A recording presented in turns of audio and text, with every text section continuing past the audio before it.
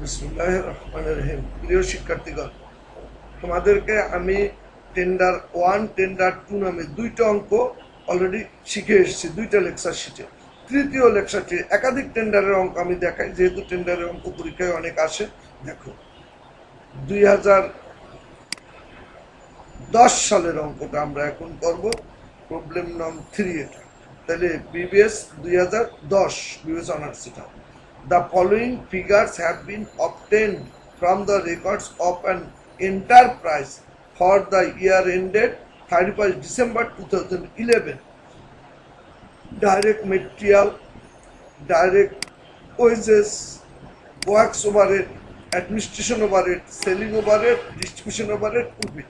লক্ষ্য করো, এখানে র মেটেরিয়ালের ওপেনিং ক্লোজিং, ওয়ার্ক ইন প্রসেসের ওপেনিং ক্লোজিং, ফিনিশ গুডসের ওপেনিং ক্লোজিং কিছুই দেওয়া নাই, প্রয়োজনও নাই। তাহলে দেখো, direct wages, direct material, direct wages দুইটা যোগ করে নাম দেবো প্রাইম কস্ট। ওয়ার্কস ওভারহেড যোগ করে নাম দেবো works cost.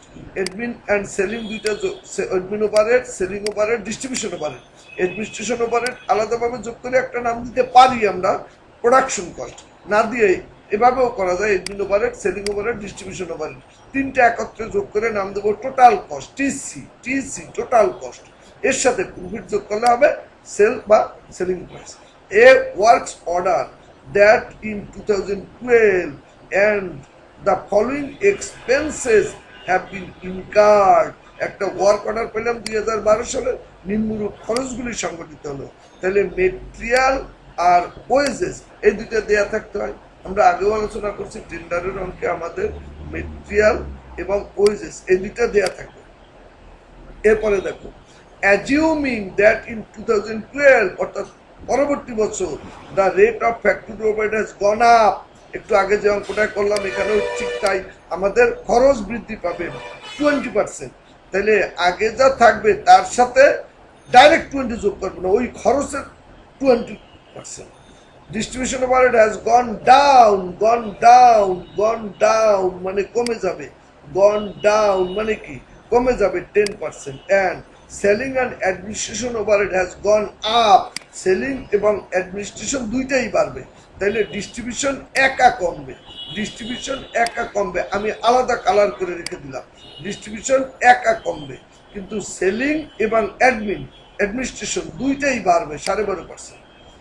At what price should the product be sold so as to earn the same rate of profit on the selling price? তাহলে বিক্রয় মূল্যের উপরে যদি কস্টশিটে যে পরিমাণ লাভ করছি সমপরিমাণ লাভ যদি বিক্রয় মূল্যের উপরে করি, তাইলে what price should the product B sold, তাইলে ওই প্রোডাক্টটা কত দামে আমরা বিক্রি করবো, অর্থাৎ টেন্ডারের বিক্রয় মূল্য কত হবে। Prepare the cost sheet for 2011 and also 2012। 11 মানে কস্টশিট করো, 12 মানে ওই সালের একটা টেন্ডার। দেখো, তাহলে প্রথমেই আমরা cost sheet for the year ended 31 December 2011 অর্থাৎ কস্টশিট করবো। ডাইরেক্ট মেটেরিয়াল আর ডাইরেক্ট ওয়েজেস এই দুটো যোগ করে নাম দিলাম প্রাইম কস্ট। ওয়ার্কস ওভারহেড বা ফ্যাক্টরি ওভারহেড যোগ করে নাম দিলাম ওয়ার্কস কস্ট বা ফ্যাক্টরি কস্ট। এর সাথে অ্যাডমিনিস্ট্রেটিভ ওভারহেড যোগ করে নাম দিলাম কস্ট অফ প্রোডাকশন। এর সাথে সেলিং অ্যান্ড ডিস্ট্রিবিউশন দুইটা একত্রে যোগ করে নাম দিলাম টোটাল কস্ট। এর সাথে প্রফিট যোগ করলে হলো সেলস। এখন আসো পার্সেন্টেজগুলি। 1 নম্বরে the percentage of works overhead on direct wages. অঙ্কে কিন্তু বলেও নাই কার পার্সেন্টেজে, কার ভিত্তিতে কোন পার্সেন্টেজ বের করব। অঙ্কে কোথাও কিন্তু এর আগে পাই নাই, শুধু বলছে যে factory overhead has gone up, distribution overhead gone down, selling and admin gone up, আর সেম পার্সেন্টেজ অফ প্রফিট। কিন্তু আগের যে একটা পার্সেন্টেজ থাকে, বলা থাকে যে ওয়ার্কস ওভারহেড কার ভিত্তিতে বের করবো, অফিস অ্যান্ড অ্যাডমিনিস্ট্রেশন কার ভিত্তিতে বের করবো, এটা বলা থাকলেও ওয়ার্কস ওভারহেড বের করবো ডাইরেক্ট ওয়েজেসের ভিত্তিতে, আর অফিস অ্যান্ড অ্যাডমিন বের করবো ওয়ার্কস কস্টের ভিত্তিতে। ঠিক আছে, তাহলে দেখো আমাদের সমাধানে যাই আমরা পার্সেন্টেজ বলে নাই কার ভিত্তিতে বের করবো, না বললেও ওয়ার্কস ওভারহেড বের করবো ডাইরেক্ট ওয়েজেসের ভিত্তিতে। অফিস অ্যাডমিনিস্ট্রেশন এবং সেলিং এই তিনটাই বের হবে ওয়ার্কস কস্টের ভিত্তিতে। তাহলে প্রথমে আমরা কস্ট শিটটা তৈরি করলাম, কস্ট করার পরে ওয়ার্কস ওভারহেড অর্থাৎ কারখানার ওভারহেড যেটা অতিরিক্ত খরচ, এটা ডাইরেক্ট ওয়েজেসের কত পার্সেন্ট? তাহলে আমাদের অঙ্কে ডাইরেক্ট ওয়েজেস আছে 1,00,000। দেখো আমি এই রেড কালার করে দুইটাই দেখাই দিলাম। এটা ডাইরেক্ট ওয়েজেসের কত পার্সেন্ট, ওয়ার্কস ওভারহেড ডাইরেক্ট ওয়েজেসের কত পার্সেন্ট? তাহলে ওয়ার্কস ওভারহেড নিচে 1,00,000, ডাইরেক্ট ওভারহেড 60,000 উপরে ইন্টু 100। দেখো 1 নম্বর calculation of percentage of factory overhead বা works overhead on direct wages. তাহলে উপরে ফ্যাক্টরি ওভারহেড, নিচে ডাইরেক্ট ওয়েজেস ইন্টু 100। উপরে ফ্যাক্টরি ওভারহেড, নিচে ওয়েজেস বা ডাইরেক্ট ওয়েজেস ইন্টু 100। তাহলে বেরোলো 60%। 2 নম্বর, 3 নম্বর, 4 নম্বর, যেমন administration overhead, selling overhead, distribution overhead, এই তিনটাই ওয়ার্কস কস্টের পার্সেন্টেজ হবে। ওয়ার্কস কস্ট আমাদের কত? 3,30,000। এই 3,30,000 নিচে, উপরে 67,200 ইন্টু 100, 3,30,000 নিচে, উপরে 44,800 ইন্টু 100, 3,67,000 নিচে, উপরে 28,000 ইন্টু 100। তিনটাই আমরা একই পার্সেন্টেজের ভিত্তিতে বের করবো। তিনটাই আমরা একই পার্সেন্টেজের ভিত্তিতে বের করবো।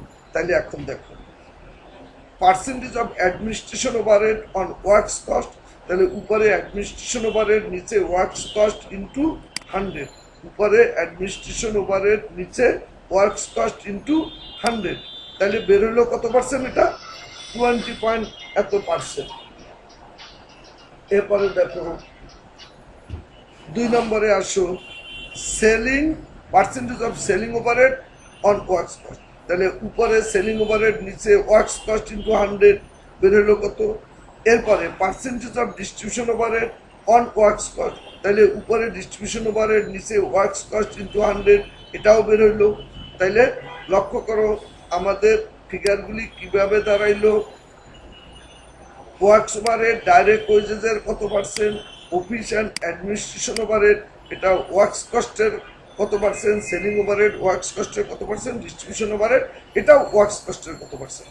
তাইলে ওয়ার্কস কস্টের ভিত্তিতে আমরা এই পার্সেন্টেজ কটা বের করবো। তাইলে ডাইরেক্ট ওয়েজেসের ভিত্তিতে হবে ফ্যাক্টরি ওভারহেড, আর বাকি তিনটা হবে ওয়ার্কস কস্টের ভিত্তিতে। তাহলে তিনটা আমরা মোট 4টা পার্সেন্টেজ বের করে নিলাম। এখন আসো 10 না। তাইলে কোনটা কতটুকু বাড়বে কমবে, সেই বাড়া কমার তথ্য আমাদের এখানে দিচ্ছে। ফ্যাক্টরি ওভারহেড গন আপ 20%। তাহলে ফ্যাক্টরি ওভারহেড আমরা প্রথম পার্সেন্টেজ বের করছি কত? দেখো 60%। প্লাস 20 না, প্লাস 20 করা যাবে না, 60 প্লাস 20% অফ 60। তার মানে 60 20% কত হবে? এই দেখো 60% প্লাস 20% অফ 60। তাহলে 60% 20 হয় আরো 12। তোমরা ক্যালকুলেটারে লিখবা 60 গুণন 20%। কি লিখবা? 60 গুণন 20 অর্থাৎ 60 গুণন 20%, দেখবা 12% বের হবে। তাহলে 60 যোগ 12 মোট 72%। তাইলে ডাইরেক্ট ওয়েজেস কত ছিল? 1000, তার 72% দাও 720 হলো। যোগ করলে হবে ওয়ার্কস কস্ট। এর সাথে অ্যাডমিনিস্ট্রেশন ওভারহেড, অ্যাডমিনিস্ট্রেশন ওভারহেড আমাদের পার্সেন্টেজ বের হয়েছে কত? দেখো পার্সেন্টেজ বের হয়েছে 20.3636%। এখন এটার সাথে বাড়ছে না কমছে? আমরা দেখলাম অ্যাডমিনিস্ট্রেশন ওভারহেড বাড়ছে বা কমছে, কতটুকু হয়েছে? সেলিং অ্যান্ড অ্যাডমিনিস্ট্রেশন দুইটাই বাড়ছে 12.5। তাহলে অ্যাডমিন 12.5% বাড়ছে। তাহলে অ্যাডমিন ছিল 20.3636, এর সাথে 12.5 বাড়ছে। তাহলে দেখো অ্যাডমিনিস্ট্রেটিভ ওভারহেড 20.3636 প্লাস 12.5% অফ 20.3636। তাহলে আমাদের কত হয়েছে? 22.91%, 22.91% অফ টাকা কত? 3,720 টাকার উপরে। তাহলে পাইলাম আমরা অ্যাডমিনিস্ট্রেশন ওভারহেড, যোগ করে দিলাম, নাম হলো কস্ট অফ প্রোডাকশন। এর সাথে আমরা যোগ করব সেলিং ওভারহেড, ডিস্ট্রিবিউশন ওভারহেড। তাহলে দেখো প্রথম ক্যালকুলেশনে সেলিং ওভারহেড কত বের হয়েছে? প্রথম ক্যালকুলেশনে আমাদের সেলিং ওভারহেড বের হয়েছে 13.5757%। তাইলে এটা বাড়বে না কমবে? সেলিং ওভারহেডও বাড়ছে। দেখো selling and administrative overhead gone up, দুইটাই বাড়ছে। তাহলে অ্যাডমিনিস্ট্রেশন ওভারহেড বাড়ছে, তাহলে বাড়াইয়ে দেয় 12.5%। তাহলে আমাদের কত ছিল? দেখো 13.5757 প্লাস 12.5%, 13.5757 প্লাস 12.5%, তাহলে দেখো 13.5757 প্লাস 12.5, তাহলে কত হলো 12.5% অফ 13.5757, তাতে হয় 15.2726% অফ কার উপরে ওয়ার্কস কস্ট আমাদের কত ছিল, এই দেখো ওয়ার্কস কস্ট কত ছিল, আমি আস্তে আস্তে মাউস মুভ করছি, ওয়ার্কস কস্ট কত ছিল, দেখো ওয়ার্কস কস্ট ছিল 3720, তার উপরে কত 15.2726, 15.2726%, তাহলে হয়তো 568। এরপরে ডিস্ট্রিবিউশন ওভারহেড গন ডাউন বলছিল, তাহলে আমাদের ডিস্ট্রিবিউশন ওভারহেড আগে কত ছিল দেখো,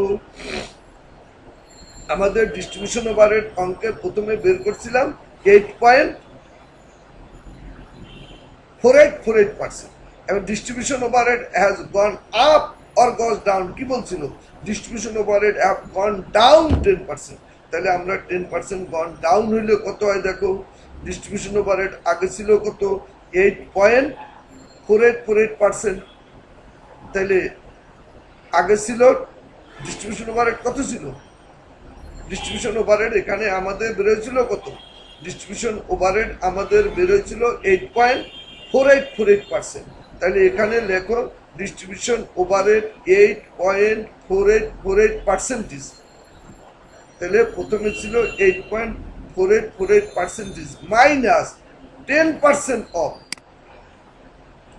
মাইনাস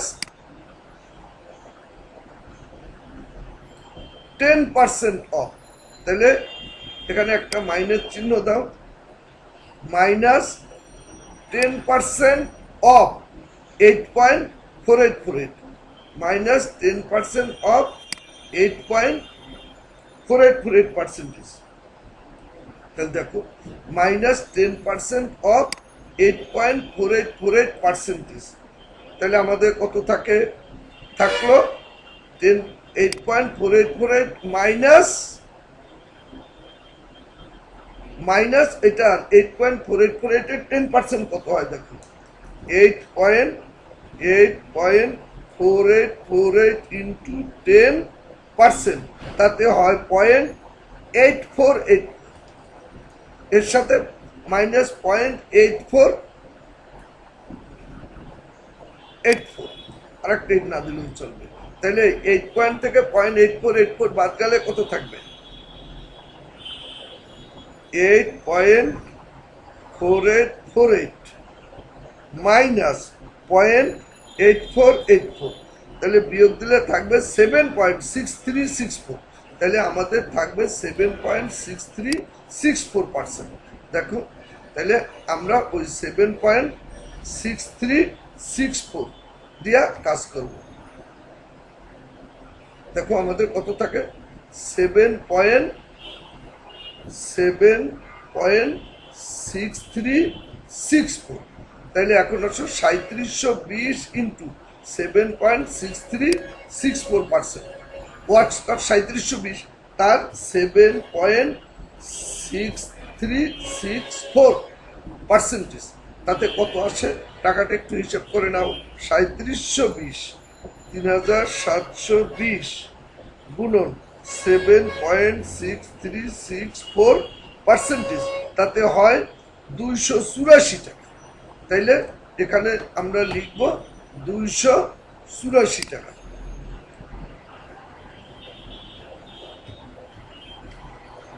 284 টাকা, তাইলে এটা এখান থেকে আমরা বিয়োগ দিই, তাইলে বিয়োগ দিলে কত থাকে দেখো,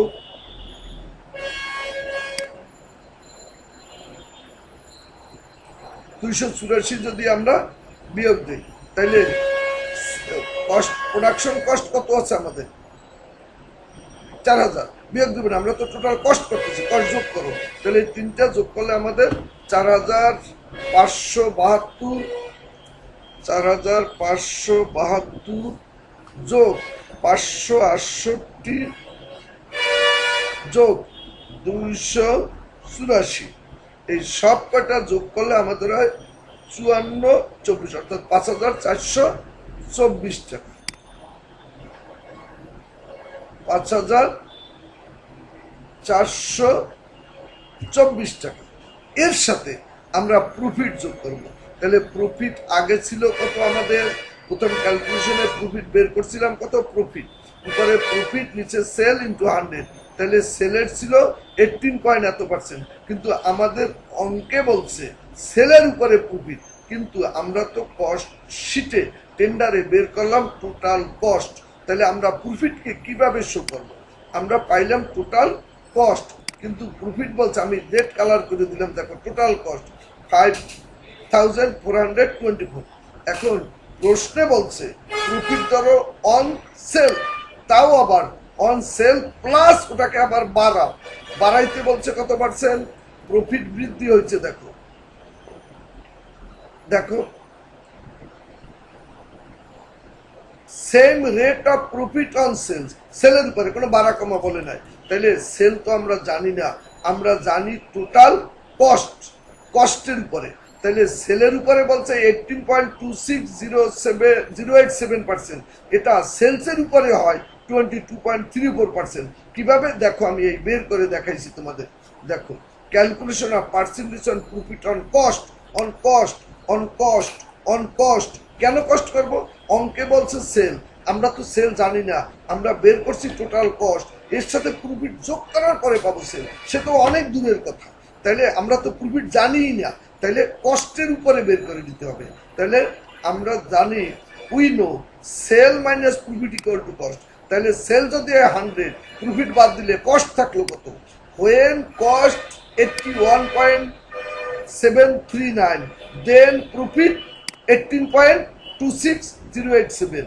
হোয়েন কস্ট 1, অর্থাৎ যখন কস্ট 81 তখন প্রফিট 18, যখন কস্ট 1 তখন প্রফিট কত, আর যখন কস্ট 100 তখন প্রফিট কত? তাহলে প্রফিটের পার্সেন্টেজ বের হয় 22.35%। তাহলে আমরা সমাধান করতে গেলে যদিও সেলসের পার্সেন্টেজ বলছে, কিন্তু আমরা প্রয়োগ করব কস্টের পার্সেন্টেজ। তাহলে আমাদের প্রশ্নে টোটাল কস্ট আছে কত? টোটাল কস্ট আছে 5424 টাকা। তাহলে এই দেখো আমি ব্র্যাকেট দিয়ে দেখাই, 5424 গুণন 5424 গুণন কত আমাদের বেরোলো 22.34%। তাহলে দেখো ওই প্রফিটটাই আমাদের বেরোলো 22.34। আর এখন আমরা লিখতে গিয়া লিখবো প্রফিট 18.26 এত পার্সেন্ট অন সেলস অর এত পার্সেন্ট অন কস্ট। তাহলে সেলসের উপরে বললেও আমরা দেখাবো কস্টের উপরে, তাতে আমাদের টোটাল প্রফিট আছে 5424 গুণন 22.34%, তাতে হয় 1212 টাকা। এখানে একটু ভুল হয়ে গেছিল পার্সেন্টেজে, 1212 টাকা। তাহলে দেখো প্রফিট যদি আমরা এর সাথে যোগ করি, তাইলে আমাদের বিক্রয় মূল্য কত হবে? 5424 যোগ এত, তাহলে যোগ দিলে আমাদের আসে 6636 টাকা। 6636 টাকা। এই যে টাকাটা কাল্পনিক, আমি অসংখ্যবার বলছি, টাকায় যদি একটু ভুল হয় কিছু আসে যায় না, তোমরা এটা দেখে নিবে। দেখো তাইলে একটা টেন্ডারের আর একটা অঙ্ক আমরা দেখালাম। তাইলে এটা গেল 2010 সালের টেন্ডারের অঙ্ক, 2010 সালের। এখানে